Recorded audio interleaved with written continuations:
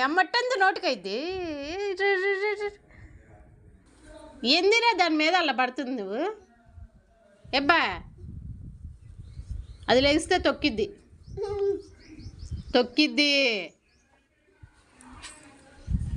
ఏం చేస్తున్నా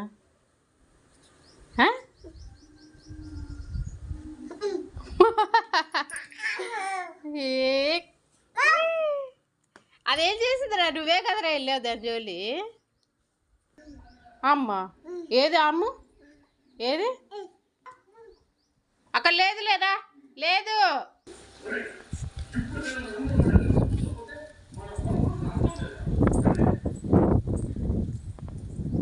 అది తినదు అది తినదు